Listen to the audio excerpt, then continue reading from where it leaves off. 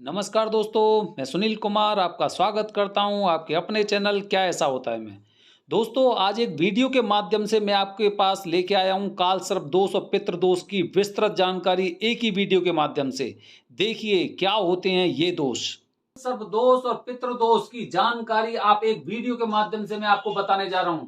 काल सर्प दोष और पितृ दोष, कितना खर्चा आता है और कौन कौन से नियमों का आपको पालन करना होता है, एक ही वीडियो के माध्यम से मैं आपको बता रहा हूं। कितनी फीस होती है, पंडित जी दक्षिणा कितनी लेते हैं, किससे पूजा करानी चाहिए और पूजा का जो सर्वश्रेष्ठ स्थान है वो स्थान कौन सा है। दोस्तों, सबसे पहले काल सर्प दोष। काल सर्प दोष का मतलब आप जानते हैं, उसमें कोई सर्प से संबंधित कोई दोष नहीं होता है।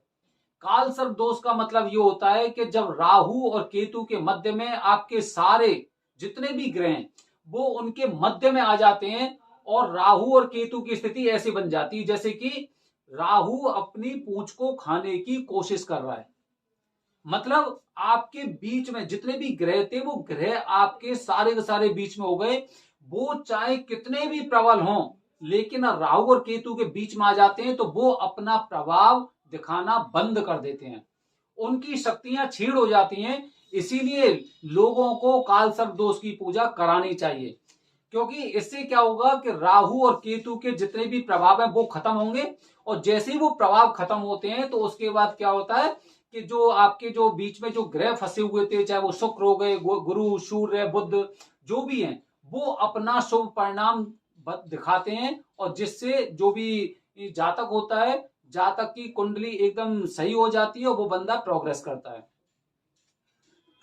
इसलिए काल सर्प दोष की पूजा कराई जाती है। पहले इसे राहु दोष बोलते थे, लेकिन समय ढलता गया ढलता गया ढलता गया और उसके बाद इसे काल सर्प दोष का नाम दे दिया गया। काल सर्प दोष मतलब उसका काल फाल से कोई लेना देना नहीं है, सर्प से कोई लेना देना नहीं है, राहु दोष ही होता है। काल सर्प दोष इसे अब बोलने लग गए हैं। इसका कारण यही हो गया कि आपके सारे सारे ग्रहों को एक तरह से एक बंद करके रख दिया गया है और राहु को जैसे ही गुस्सा आता है वो केतु अपनी पूंछ को खाने की कोशिश करता है।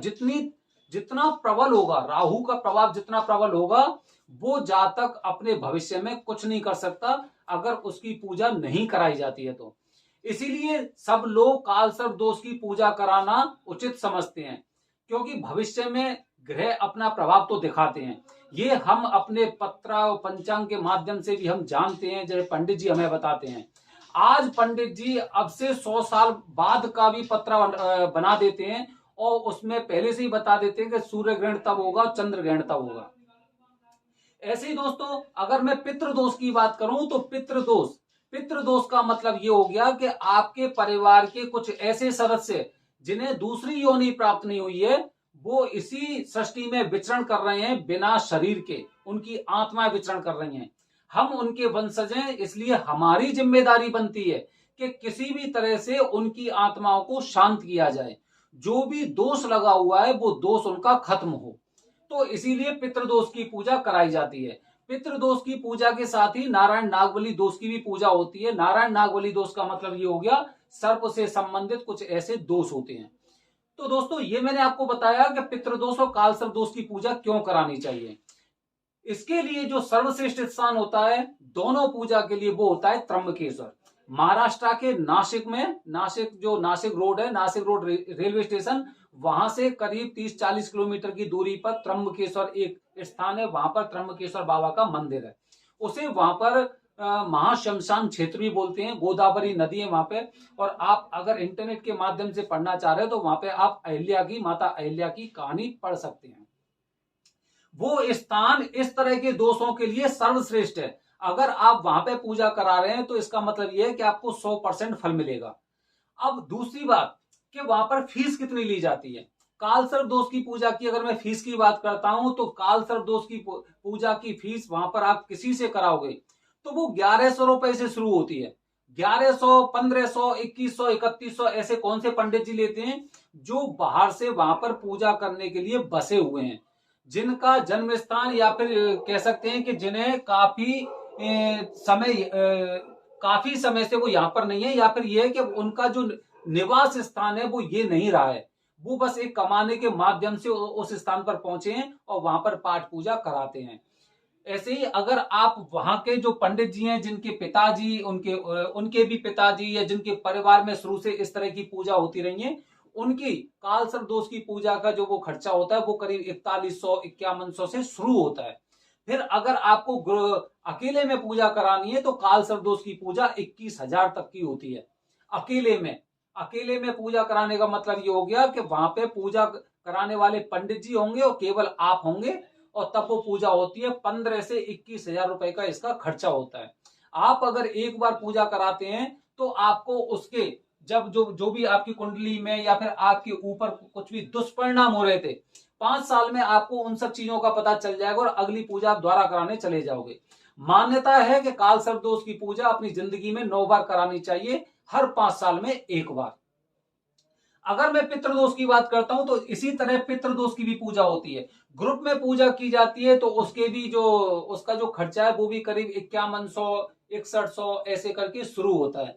लेकिन अगर आप किसी अच्छे पंडित जी से पूजा कराते हैं तो उनका जो खर्चा आता है वो करीब 7,000-8,000 से लेके और वो भी 25,000 तक जाता है, क्योंकि ये 3 दिन की पूजा होती है।